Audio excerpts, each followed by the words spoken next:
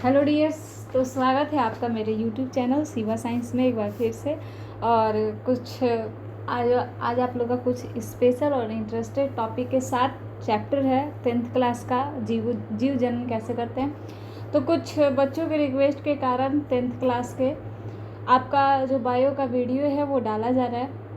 हालांकि टाइम और कुछ नेट के प्रॉब्लम से वीडियो आपकी रुकी हुई थी और 10th का इम्पोर्टेंट होने के कारण उनका ग्रुप में बोलने के कारण उनकी वीडियो डाली जा रही है।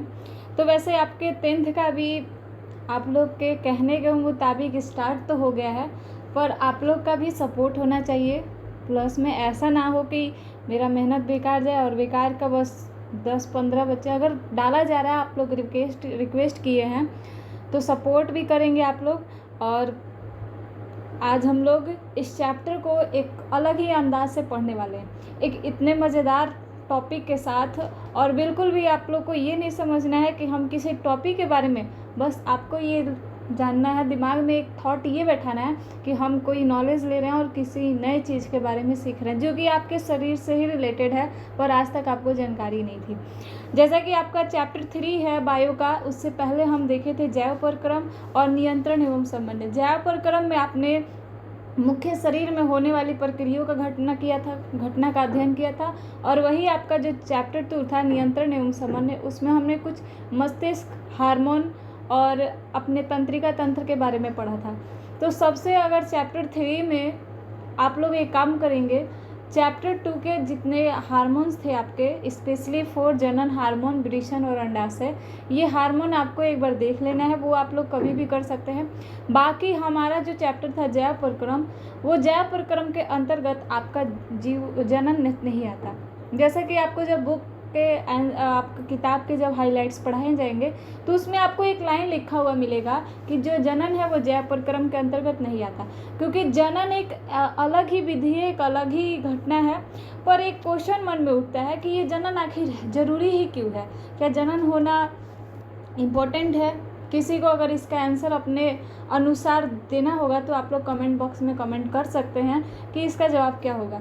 आखिर जनन क्यों ज़रूरी है? जब आपका ये जो चैप्टर है, ये चैप्टर होना क्या ज़रूरी था, इस चैप्टर के बारे में क्या जानना ज़रूरी था और इसमें है क्या क्या पॉइंट्स जो हमारे लिए बहुत ज़रूरी है। तो जो जीव में जनन जो है, अगर जनन की बात करें तो आपको आंसर भी दे रहे हैं, पर आप लोग के मन में जो भी आंसर होगा वो आप लोग कमेंट में लिख सकते हैं। बाकी आपको तो क्वेश्चन का आंसर मिलेगा ही यहाँ पर। तो जो जनन है वो जनन इसलिए ज़रूरी है, अगर जनन ना होता तो सोचिए आज हम लोग होते, और अगर हम लोग ना होते तो विकास हुआ होता। तो कहीं ना कहीं एक जाति जो है, एक कोई भी जाति, वो चाहती है कि मेरी जनसंख्या लगातार बनी रहे, उसमें कभी भी समाप्ति ना हो। जैसा कि हम लोग का जो प्रजाति था होमो सैपियंस, आज हम लोग उसी की देन है। आगे जनसंख्या जो बदलाव होते जा रहा है, आगे हमारी भी संतति बढ़ती जाएगी और हमारी संतति से फिर जनसंख्या बना रहेगा। अगर हम मर भी जाते हैं तो कोई फर्क नहीं पड़ेगा, जनसंख्या में वो लगातार नियंत्रण होते रहेगी। एक जननी ऐसी विधि है जिसके कारण क्या हो रहा है, अगर पिछली जनसंख्या ख़त्म भी हो रही है तो उससे कोई फर्क नहीं पड़ता, क्योंकि आगे की जनसंख्या कंट्रोल बनी रहेगी। तो जनन आपका क्यों ज़रूरी है और जनन चैप्टर पढ़ना क्यों ज़रूरी है, जनन के बारे में जानना क्यों ज़रूरी है, ये सारे चीज़ का आंसर एक ही है कि जनन जो है वो हमारी जनसंख्या को बनाए रखने के लिए एक विधि के बारे में पता लगाया गया है। यही हम करते हैं ना, किसी चीज़ की अगर हम लोग की कमी पड़ती है तो हम तरीका, आइडिया लगाते हैं कि उस चीज़ की पूर्ति हम कैसे कर सकते हैं। तो वैसे ही हो सकता है किसी वैज्ञानिक द्वारा या किसी मनुष्य के द्वारा ही पता लगाया गया होगा कि जनन एक ऐसी विधि है जिससे हम क्या कर सकते हैं कि अपनी जाति बनाए रख सकते हैं, अपना जनसंख्या जो है वो नियंत्रण कर सकते हैं। तो आप लोग से आपके 10th क्लास में 2 नंबर का एक शॉर्ट क्वेश्चन भी पूछा जाता है, जीवों के लिए जनन क्यों आवश्यक है। तो आप लोग को आंसर तो मिल ही गया होगा कि जीवों के लिए जनन क्यों आवश्यक है। जीवों के लिए जनन जनसंख्या बनाए रखने के लिए आवश्यक है। और उसमें होता क्या है, तो कोई एक जनक, हम 2 शब्द का बार बार इसमें उपयोग करेंगे। एक आपका शब्द है जनक और दूसरा आपका शब्द है संतति। सबसे पहले चैप्टर को समझने से पहले तो मेन होता है शब्द, तो आपको समझना है शब्द। यहाँ माता पिता जो कि जन्म देंगे उनको हम जनक बार बार बोलेंगे, और हम संतति किसे बोलेंगे, जो नए पीढ़ी आएगी, नई भी जो भी हमारी जाति आएगी उसे हम क्या कहेंगे, संतति। तो जनक और संतति 2 शब्दों का उपयोग बार बार होगा, तो आपको इन दोनों शब्दों के बारे में जानकारी होना चाहिए। तो इस चैप्टर में हम लोग क्या देखने वाले हैं, इस चैप्टर में यही देखने वाले हैं कि आखिर जनन क्या है और क्यों ज़रूरी है। तो पहला क्वेश्चन तो हमारा यही उठा, जनन क्यों, और आपको बता भी दिया गया कि हमारी अगर जनसंख्या को बनाए रखना, एक पौधा चाहता है कि उसकी जाति बनी रहे, एक मनुष्य चाहता है कि उसकी जाति बनी रहे, एक बैक्टीरिया चाहता है कि उसकी जाति बना रहे। तो इन सभी के लिए, चाहे वो हम हो, चाहे पेड़ पौधे हो, चाहे जितने भी हमारे पृथ्वी पे सजीव हैं, सभी सजीव अपनी जाति को बनाए रखने के लिए जनन करते हैं। और जनन के द्वारा होता क्या है, एक नई संतति का निर्माण होता है, जिससे हमारी जनसंख्या में नियंत्रण बने रहता है। तो इस तरीके से आपका ये जनन चैप्टर इतना इम्पोर्टेंट है और इसके बारे में जानना बहुत ज़रूरी है। तो पहले हम एक माइंड मैप, आप लोग को लिखा हुआ दिख रहा होगा माइंड मैप, पहले हम एक ग्राफ बनाते हैं कि इस चैप्टर में हम लोग को पढ़ना क्या है, एक चार्ट बनाते हैं। होता है ना, पहले आपको कोई भी चीज़ तैयार करने से पहले एक बार अगर सामग्री लिख ली जाए तो वो चीज़ करना आसान हो जाता है। तो इसी प्रकार से हम इस पूरे चैप्टर को पढ़ने से पहले एक माइंड में बैठा लेते हैं कि हम लोग को इसमें कौन कौन सा पॉइंट देखना है और कौन कौन से टॉपिक की चर्चा करना है। तो ये आपका माइंड मैप है जो आप लोग को अपने कॉपी में नोट करना है। ये हम लोग वो पॉइंट्स हैं जो हम पूरे चैप्टर में इसी की चर्चा करेंगे। हम जनन 2 प्रकार के देखेंगे इस पूरे चैप्टर में।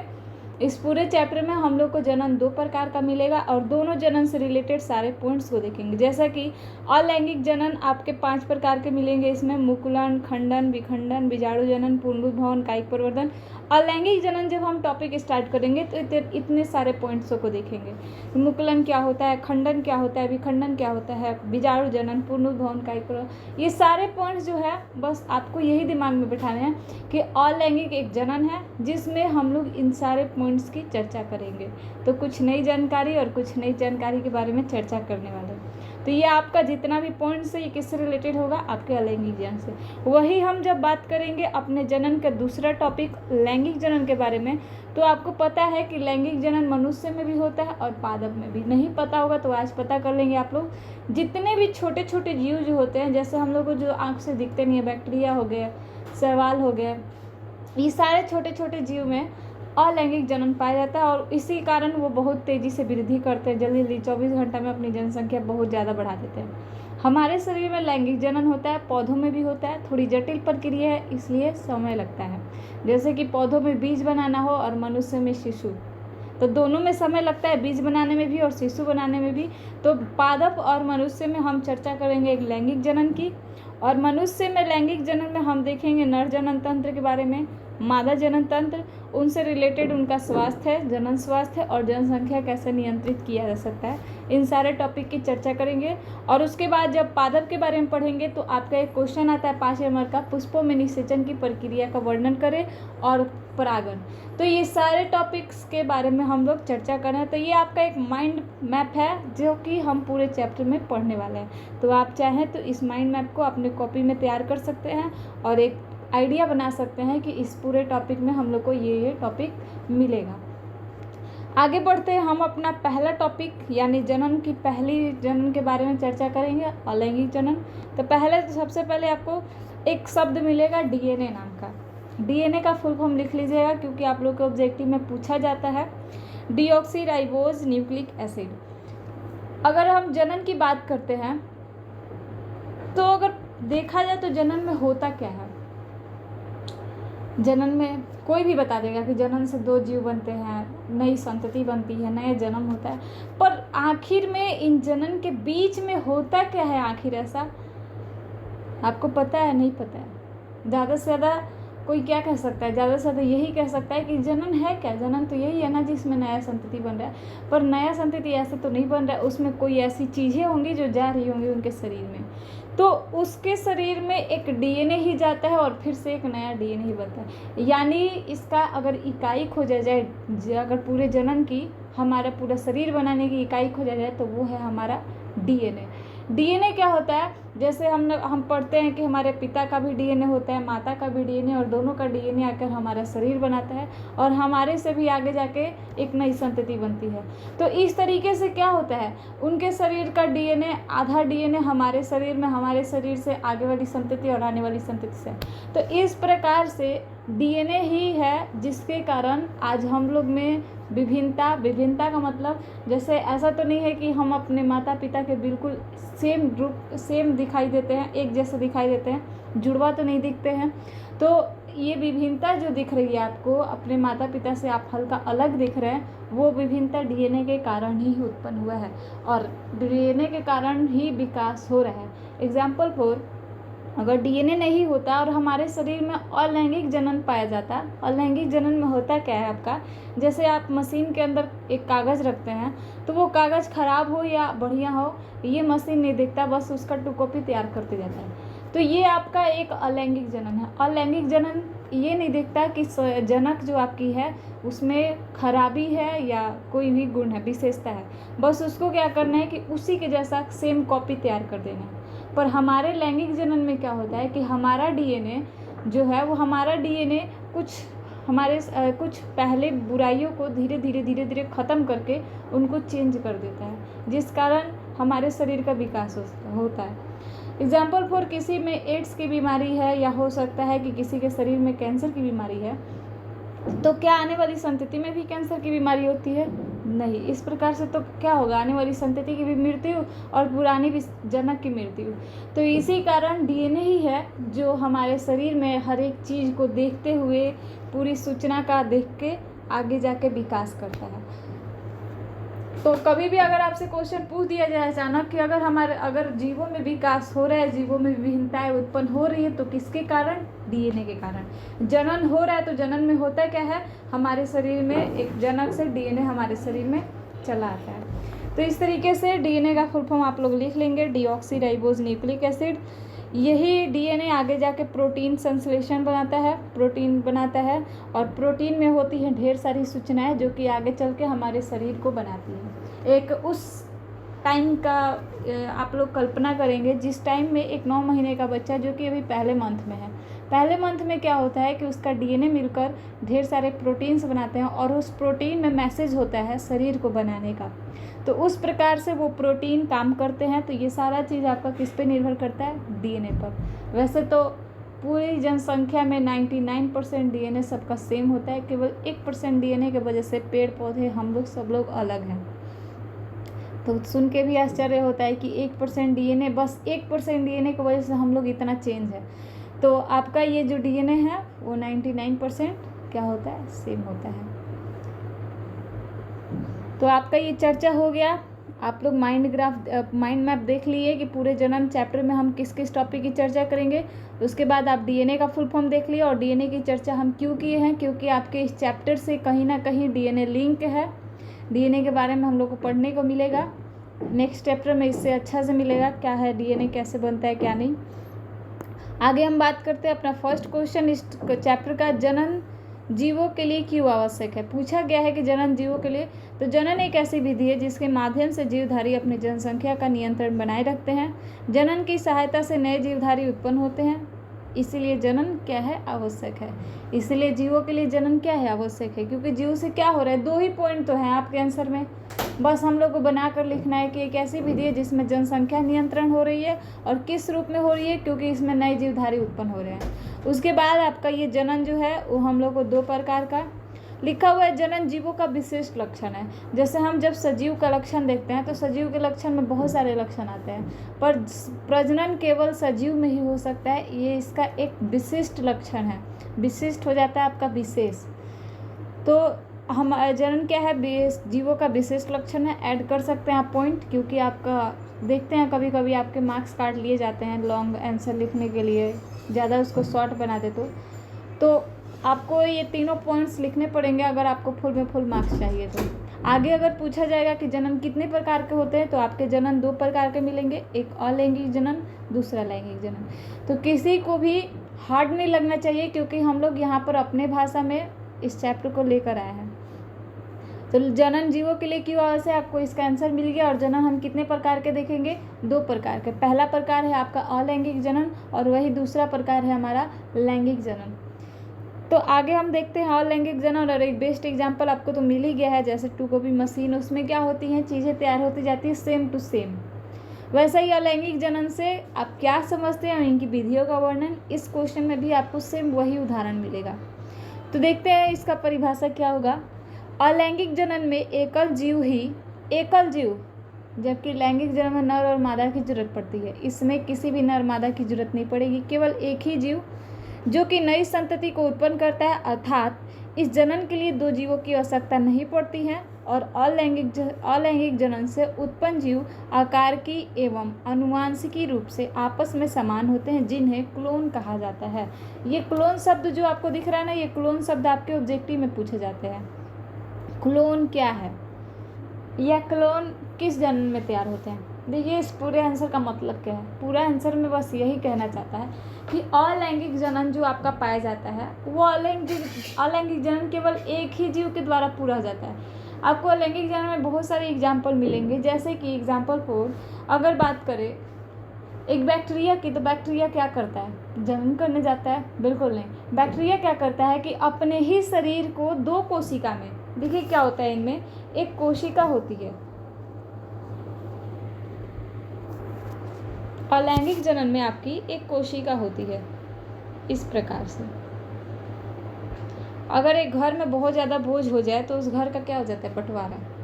उसी प्रकार से एक कोशिका में केंद्रक होता है। जब ये कोशिका बहुत बड़ी हो जाती है तो केंद्रक इसका भार संभाले हुए होता है। जैसे हमारा शरीर जो है ब्रेन, हमारे शरीर में ब्रेन हमारा सारे बॉडी का नियंत्रण कर रहा है, वैसे ही एक कोशिका में एक कोशिका को कंट्रोल कौन करता है, केंद्रक करता है।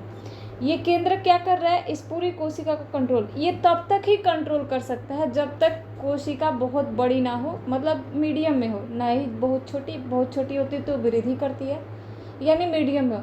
जब बहुत ज़्यादा बड़ी हो जाती है तो इस केंद्रक का भार इस कोशिका का भार केंद्रक से अब नहीं संभलता है। ये केंद्रक क्या करता है, 2 हिस्सों में बंट जाता है और धीरे धीरे कोशिका भी केंद्रक के साथ क्या होती है, धीरे धीरे 2 हिस्सों में बढ़ जाती है। इस प्रकार से आपके बैक्टीरिया में, अमीबा में, ईस्ट में इसी प्रकार का आपको एग्जाम्पल मिलता है। तो उम्मीद है समझ में आ गया। कहना क्या चाहते हैं कि घर में जब ज़्यादा बोझ हो जाता है तो घर का बंटवारा करना पड़ता है। घर का मालिक जो होता है लास्ट में क्या करता है, बंटवारा कर देता है। तो इसी प्रकार से आपकी एक कोशिका होती है, अलैंगिक जनन में एक कोशिका होती है, वो जब तक छोटी है तब तक तो केंद्रक उसको संभाले हुआ है। जैसी बड़ी हो जाती है उस केंद्रक से इसका भार संभलता नहीं और वो क्या होता है, केंद्रक आपका, वो केंद्रक जो है ये बड़ी कोशिका आपकी, अब ये केंद्रक क्या है, इसका भार नहीं संभल रहा है तो ये केंद्रक धीरे धीरे टूटकर 2 हिस्से में बढ़ जाता है और इस प्रकार से ये बड़ी कोशिका भी टूटकर 2 छोटे छोटे हिस्सों में टूट जाती है। तो इस प्रकार से अलैंगिक जनन होता है। इसमें कहीं आपको ये ऐसा बोला गया क्या कि नर चाहिए मादा चाहिए, कहीं भी आपको किसी पॉइंट्स में वैसा बोला गया नहीं मिला ना, तो इसीलिए इसे अलैंगिक जनन कहते हैं, क्योंकि इसमें एक ही जीव, यही जीव जो है अपने शरीर को ही 2 हिस्सों में बांट करके 2 नया संतति बना देता है। तो अब क्या इसमें क्या होता है कि जब ये वृद्धि होगा, ये बड़ा होगा, तो आपको समझ ही नहीं आएगा कि इसके जनक कौन है और संतति कौन है, क्योंकि जैसे ये बड़े होंगे सेम उसी बैक्टीरिया के जैसे दिखेगा। तो यही आपका अलैंगिक जनन कहना चाहता है कि अलैंगिक जनन में केवल एक जीव की आवश्यकता होती है, एक जीव ही नई संतति को उत्पन्न करता है, अर्थात इस जनन के लिए 2 जीव की आवश्यकता नहीं पड़ती। अलैंगिक जनन से उत्पन्न जीव, अब इन 2 शब्दों को आप समझेंगे कि आकारकीय और आनुवांशिक रूप से कहने का मतलब क्या है। आकारकीय यानी आकार, बैक्टीरिया का जो आकार था वही था, उसके अंदर जो डीएनए था वही डीएनए उसकी संतति में भी है। तो इस प्रकार से आकारकीय शरीर का ढांचा और उसके अंदर का जो क्वालिटी डीएनए वो आनुवांशिकी। तो इसमें अलैंगिक जनन में जो भी संतति बनती है, जनक बनती है, दिखने में भी सेम होती है, उसका डीएनए भी सेम होता है। तो इस प्रकार से इसे हम कहते हैं अलैंगिक जनन। और इसे जो आनुवांशिक और आकार के रूप से जीव सेम होते हैं उन्हें हम क्लोन भी कहते हैं। तो क्लोन किसे कहते हैं? अगर कभी आपसे स्पेशली फॉर पूछ दिया जाता है 2 नंबर का क्वेश्चन, क्लोन से आप क्या समझते हैं, तो क्लोन्स में आप लोग लिख सकते हैं कि वैसे जीव जो अपने जनक से आनुवंशिकी और आकारिकी रूप से एक समान होते हैं, उसे हम क्लोन कहते हैं। क्लोन शब्द से आपका क्या अभिप्राय है, अभी आप लोग नोट में लिख सकते हैं। क्लोन शब्द से आपका क्या अभिप्राय है? इसका आंसर जो आपका होगा वो होगा क्लोन ऐसे जीव जो अपने जनक से आनुवंशिकी और आकारिकीय रूप से एक समान हो, उसे हम क्लोन कहते हैं। वैसे जीव जो अपने जनक से आकारिकीय एवं आनुवंशिकी रूप से आपस में समान हो या एक समान हो, उसे हम क्लोन कहते हैं। तो इस प्रकार से अलैंगिक जनन से आप क्या समझते हैं, आपको समझ में आ गया होगा हर पॉइंट्स। और इसमें अब हम चर्चा करेंगे इनकी विधियों का। तो इनकी विधियाँ बहुत सारी हैं, जिसमें से कुछ विधि आज हम लोग देखेंगे और कुछ विधि हम नेक्स्ट वीडियो में। क्लोन आप लोग शब्द समझ में आ गया। अलैंगिक जनन की निम्न विधियाँ यहाँ लिखा हुआ है, आप लोग इसको नोट कर लेंगे अच्छे से। अलैंगिक जनन की निम्न विधियों में हमारा पहला है विखंडन, दूसरा खंडन, तीसरा पुनरुद्भवन, चौथा मुकुलन, पांचवा बीजाणु जनन, 6 कायिक प्रवर्धन। सब में एक ही चीज़ होगा, एक शरीर से दूसरा शरीर बनेगा, एक शरीर से दूसरा शरीर, और दोनों आनुवंशिक आकार के रूप से आपस में समान होंगे। पर दोनों का जो तरीका है वो थोड़ा अलग अलग होगा, जिस कारण से हम 6 विधि को देखेंगे। पहली विधि आपका विखंडन। तो हम विखंडन वाले टॉपिक को क्लियर करेंगे अभी।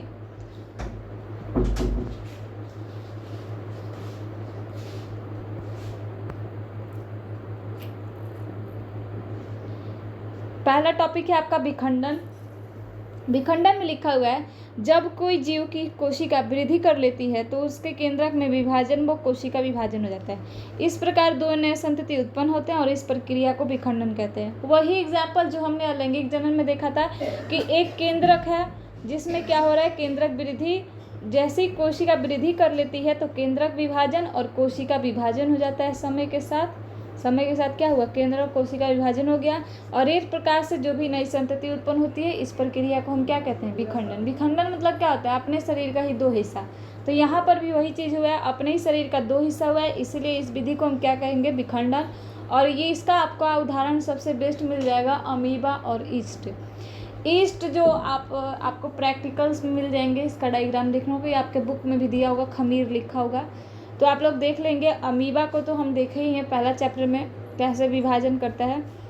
उसके बाद यह जो आपका विखंडन है, वो विखंडन 2 प्रकार का होता है। एक तो आपका होता है द्विखंडन और दूसरा आपका होता है बहुखंडन।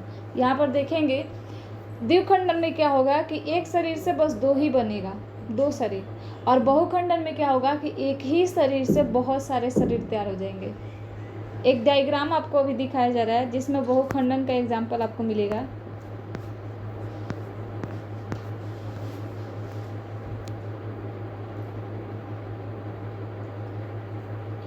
वो आपका डायग्राम नहीं, यहाँ पर आपका अमीबा का डायग्राम है जिसमें आपको 2 शरीर दिख रहे हैं। उसका आपके बुक में ही वो डायग्राम है, देख लेंगे। प्लाज्मोडियम का, प्लाज्मोडियम एक जीव है जो कि मलेरिया फैलाता है।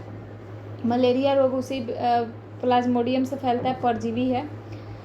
तो वो प्लाज्मोडियम में क्या होता है, उसमें बहुखंडन होता है। जैसे उसमें होता क्या है कि उसके जो शरीर होते हैं वो परिस्थिति के अनुसार एक कवच के अंदर ढेर सारे जीवों का निर्माण करते जाते हैं, ढेर सारे जीव। जैसे ही ये बाहर का कवच जो है, बाहर का कवच हटता है तो ये पूरी पुट्टी फूट जाती है, और फूटने के बाद इससे अनेकों जीव निकलते हैं।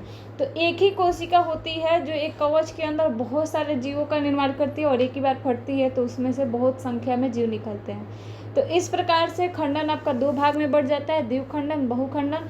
द्विखंडन में आप लिखेंगे कि जब एक ही जनक से 2 संतति का निर्माण हो तो उसे द्विखंडन, और जब एक ही जनक से 2 से अधिक संतति का निर्माण हो तो उसे बहुखंडन। बहुखंडन का आपका एग्जाम्पल प्लाज्मोडियम, और वहीं द्विखंडन का एग्जाम्पल अमीबा और ईस्ट। बाकी आपका यहाँ पे लिखा हुआ है, आपको लिखने की जरूरत भी नहीं, यहाँ लिखा हुआ है। जबकि जीव की कोशिका वृद्धि कर लेती है तो उसमें केंद्रक विभाजन, कोशिका विभाजन होता है। इस प्रकार 2 नए संतति उत्पन्न होंगे और इस प्रक्रिया को विखंडन कहते हैं। Example amoeba, east. ये आप द्विखंडन में भी ये परिभाषा लिख सकते हैं। नोट में लिखा हुआ है, जब एक ही जीव से अनेक कोशिका अर्थात संतति उत्पन्न हो तो उसे बहुखंडन कहते हैं। एग्जाम्पल 4 में प्लाज्मोडियम। तो ये आपके पॉइंट्स को सबसे ज़्यादा पता है आपको, ये छोटे छोटे पॉइंट्स जो प्लाज्मोडियम, अमीबा, द्विखंडन, बहुखंडन, ये आपको मिलेंगे ऑब्जेक्टिव में। सब्जेक्टिव तो आप लोग लिख लेंगे, पर ऑब्जेक्टिव के लिए आप एक भी वर्ड को और एक भी पॉइंट को मिक्स ना करें, देखते चले, क्योंकि आपके बुक के सहित ही ये टॉपिक चल रहा है। सेकेंड टॉपिक है आपका खंडन। खंडन टॉपिक में लिखा हुआ है कुछ जीव जैसे स्पाइरोगाइरा शैवाल। देखिए स्पेशल जीव हैं जो क्या करते हैं, अपने शरीर के ही टुकड़े कर देते हैं या किसी कारणवश टुकड़ा हो जाता है। जैसे कभी कभार कोई कारण हुआ, अब हमारे शरीर पर क्या होती है, बाहर से कभी किसी कारणवश चोट लग जाती है तो उस पर कोशिका फिर से बन जाता है। तो वैसे ही इनके खंडन में भी ऐसा ही होता है। किसी कारणवश एक शैवाल है जिसका नाम है स्पाइरोगाइरा। ये शैवाल का कुछ कारणवश शरीर कुछ हिस्सों में टूट जाता है और कुछ हिस्सों में टूट कर भी उनका टूटा हुआ हिस्सा जो है वो फिर से एक नया जीव तैयार कर देता है, टूटा हुआ भाग। तो टूटा हुआ भाग को हम क्या बोल सकते हैं, खंड बोल सकते हैं। और खंड से एक नई संतति बनती है, तो ये पूरी प्रक्रिया क्या है, आपका खंडन है। तो वही लिखा हुआ है यहाँ पर आपका, कुछ जीव जैसे स्पाइरोगाइरा शैवाल आदि में कई कारणों से शरीर खंडित हो जाते हैं, परंतु पुनः खंड वाले भाग से नए जीव की उत्पत्ति होती है और इस प्रक्रिया को क्या कहते हैं, हम खंडन कहते हैं। स्पाइरोगाइरा का एग्जाम्पल दिया हुआ है जिसमें शरीर क्या हो रहा है, किसी कारणवश खंडित हो जा रहा है और खंड वाले भाग से क्या हो रहा है, एक नई संतति बन रही है और ये पूरी प्रक्रिया आपका क्या है, खंडन है। तो इस प्रकार से ये आपका दूसरा विधि था। तीसरा विधि हम देखेंगे पुनरुद्भवन, जो कि कुछ अमेजिंग वाला विधि है और हमारे शरीर में भी होता है। आपको सुन करके हो चकित होगा कि हमारे शरीर में कहाँ होता है। पुनरुद्भवन का मतलब है पुनर्जन्म। क्या हम लोग भी दोबारा जन्म लेते हैं? जी, डेली लेते हैं। एग्जाम्पल आपके सामने है, आपके शरीर में कभी चोट वगैरह लगे होंगे या कहीं घाव हुआ होगा, कि आपका घाव वैसे ही रह जाता है या वहाँ पर कोई नई संतति, कोई नया कोशिका आ जाता है। आप देखे होंगे कि कुछ समय के बाद दवा करने या छोड़ भी दे आपके, तो वो त्वचा हट करके एक नई त्वचा आ जाती है, तो वो भी तो आपकी कोशिका है। तो जैसे ही एक पुरानी कोशिका के नष्ट होते, उसी जगह पर किसी शरीर के किसी भाग से एक नई कोशिका बनती है, तो वो आपका पुनरुद्भवन है। पुनरुद्भवन की खोज आपकी 1740 ईस्वी में ट्रेम्बले वैज्ञानिक द्वारा हुई थी, जो कि सबसे पहले हाइड्रा पर किया गया था। पुनरुद्भवन का अध्ययन कब किया गया है? 1740 में एक वैज्ञानिक थे ट्रेम्बले, जिसने सबसे पहला प्रयोग किया था हाइड्रा पे। हाइड्रा पे उन्होंने देखा क्या था, जब उन्होंने हाइड्रा के शरीर को काट दिया, काटने के बाद वो हाइड्रा का शरीर फिर से कुछ समय के बाद अपना पूरा शरीर बना लेता है। तो इन्होंने कहा ये तो पुनर्जनन है, और इसी पुनर्जनन की विधि को आज हम पुनरुद्भवन के नाम से पढ़ते हैं। तो पुनरुद्भवन जो है आपका है, इसका आप परिभाषा लिख सकते हैं कि जब शरीर के बेकार अंगों का मरम्मत एवं शरीर के किसी हिस्से से नए जीव की उत्पत्ति हो, तो यह प्रक्रिया पुनरुद्भवन कहलाती है। फिर से देख लेंगे आप लोग, शरीर का अगर बेकार अंग फिर से बन गया या शरीर के किसी हिस्से से नया जीव तैयार हो गया, तो इस प्रकार की प्रक्रिया को हम क्या कहते हैं, पुनरुद्भवन। शरीर का हिस्सा एग्जाम्पल 4 में हाइड्रा पर यही तो किया गया था। हाइड्रा के एक शरीर के हिस्से से ही तो एक नया शरीर बना, और दूसरा शरीर का मरम्मत हमारे अंदर डेली होता है। तो शरीर का बेकार अंगों का मरम्मत और शरीर के किसी हिस्से से नए जीव का बनना क्या कहलाता है, पुनरुद्भवन। सबसे पहले देखा किस में गया था, आपके हाइड्रा में। किसने देखा था, ट्रेम्बले ने। कब देखा था, 1740 ईस्वी में। उसके बाद और भी हम एग्जाम्पल देख सकते हैं, जैसे केचुआ। केचुआ को भी अगर कई भाग में आप काट दे और छोड़ दे, तो केचुआ का भी टूटा हुआ हिस्सा फिर से एक नया शरीर बना सकता है। दूसरा एग्जाम्पल स्पंज, केकड़ा, झींगा। देखिए केकड़ा और झींगा में क्या होता है, इनके पैर अगर कभी कभी ख़त्म नष्ट भी हो जाते हैं, तो अपने आप इनके शरीर के हिस्से से ही फिर से एक नया पैर उग जाता है। स्टार फिश में भी अगर उसकी कोई भी भुजा नष्ट हो जाती है, तो फिर से अपने आप उग जाती है। तो इस प्रकार से ये आपके एग्जाम्पल हैं, स्पंज, केचुआ, केकड़ा, झींगा, स्टार फिश आदि। अगला नेक्स्ट टॉपिक है आपका मुकुलन। मुकुलन में लिखा गया, मुकुलन में देखिए क्या हो रहा है, यहाँ डायग्राम से आपको ज़्यादा समझ में आएगी। एक जनक है और इससे एक हल्का सा बल्ब निकला हुआ है, इसे हम बल्ब कहते हैं। एक छोटा सा कलिका है, इसे बल्ब कहा गया। ये बल्ब धीरे धीरे वृद्धि करता है और इस प्रकार से वृद्धि कर देता है। इसे हम आगे जाके मुकुल के नाम से बोलते हैं। यही बल्ब धीरे धीरे वृद्धि करेगा, इसे हम मुकुल कहेंगे। और फिर ये शरीर के हिस्से से टूटकर एक नया संतति बनाता है। तो लिखा हुआ है कि जनन की इस विधि में जनक के शरीर से बल्ब वृद्धि करता है, जिसे मुकुल कहते हैं, और ये मुकुल नए जीव का निर्माण करता है। अंततः यह प्रक्रिया मुकुलन कहलाती है। बात करें विखंडन में, तो उसमें हमने देखा कि एक शरीर से 2 खंडन हुआ, फिर उसमें बहुखंडन भी हुआ। खंडन में हमने एग्जाम्पल देखा आपका अमीबा और ईस्ट। बहुखंडन में आपको एग्जाम्पल मिला प्लाज्मोडियम का। दूसरा हम देखे थे खंडन में क्या हुआ था कि किसी कारणवश जब शरीर का खंडन हो जाता है तो खंडित भाग क्या होते हैं, एक नया जीव बनाता है। एग्जाम्पल 4 आपका शैवाल, और शैवाल का नाम क्या था, स्पाइरोगाइरा। तीसरा हमने देखा पुनरुद्भवन, और पुनरुद्भवन में क्या होता है कि शरीर के बेकार अंगों का मरम्मत और शरीर के किसी हिस्से से अगर नया शरीर बन जाता है तो ये प्रक्रिया पुनरुद्भवन। इस पर स्टडी किया गया था हाइड्रा पर। वैज्ञानिक कौन था, ट्रेम्बले, और कब, 1740 ईस्वी में। इसी प्रकार से उसमें और भी उदाहरण देखे गए हैं, स्पंज, हाइड्रा, केकड़ा, झींगा, स्टारफिश आदि। उसके बाद हमने देखा मुकुलन में क्या हुआ आपका कि जनन की ऐसी विधि जिसमें जनन के शरीर से एक बल्ब, और वो बल्ब बनाएगा मुकुल, और मुकुल से बनेगी एक नई संतति, और ये पूरी विधि आपकी मुकुलन। तो ये भी आपके ईस्ट और हाइड्रा दोनों में मिलती है। तो ये डायग्राम है हाइड्रा का। आगे आपके हमारे कुछ NCERT हाइलाइट्स हैं जो कि बहुत कंपलसरी है जानना आपको। ये आपके चैप्टर 3 का, जिसके पास आलोक का बुक होगा वो हाईलाइट कर लेंगे। जैसे लिखा हुआ है कि जनन के दौरान पौधे में बीज उत्पन्न होते हैं और मनुष्य में कई बच्चे हो सकते हैं।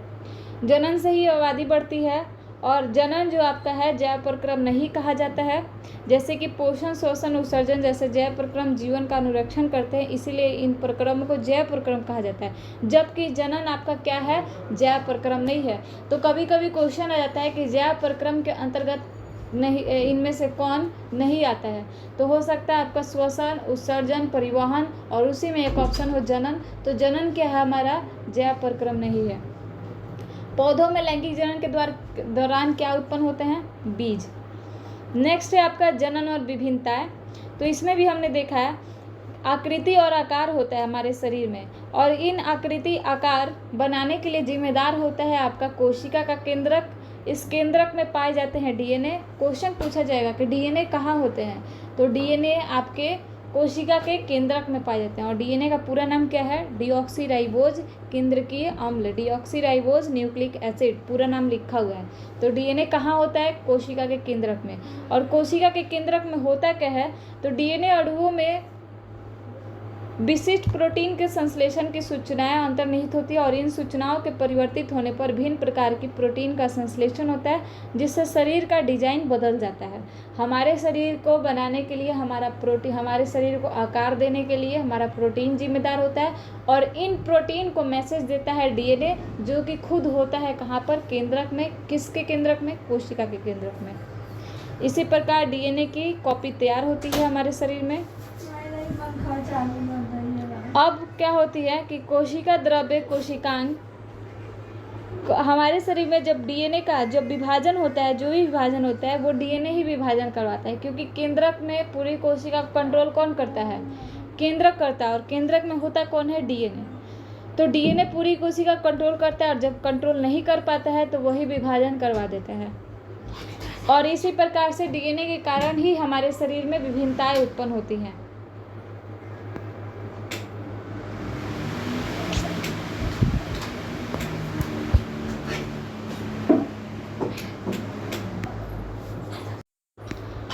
तो इस प्रकार से आपका जनन और विभिन्नताएं टॉपिक था। ये आपके हाइलाइट्स है अलैंगिक जनन और अलैंगिक जनन के। तो आगे जो भी हमारा जो अलैंगिक जनन लैंगिक जनन देखे हैं, इसके हाइलाइट्स हम नेक्स्ट वीडियो में देखेंगे। आपको क्या करना है कि जितनी भी चीज़ें पढ़ाई गई है, जैसे कि हमने देखा आज माइंड मैप में हम क्या पढ़ना है हम लोग को, वो सारी चीज़ों की चर्चा किए। उसके बाद डीएनए का फुल फॉर्म, जनन क्यों ज़रूरी है, जनन कितने प्रकार की हो सकती है। उसके बाद जनन में हमने अलैंगिक जनन को देखा, और अलैंगिक जनन में आज जितनी विधियों की चर्चा की है टोटल 4 है आपके। पहला आपका था विखंडन, दूसरा खंडन, खंडन के बाद पुनरुद्भवन और पुनरुद्भवन के बाद मुकुलन। बस इन चारों पॉइंट को अगर आप धीरे धीरे क्लियर कर लेंगे तो आगे के जो भी वीडियो बनेंगे आपको एकदम क्लियरली समझ में आएगा। और जहाँ पर भी जिसको भी डाउट होता है इन चारों पॉइंट्स में या कोई भी पॉइंट जो अभी तक बताया गया है, कोई भी डाउट होता है आप लोग बिना टेंशन के कमेंट में आप लोग लिख सकते हैं। और कैसा लगा, किसी को समझ में आया या नहीं आया, ये आप लोग लास्ट में कमेंट ज़रूर करिएगा और लाइक करके जाएंगे वीडियो को। तो मिलते हैं अब नेक्स्ट वीडियो में।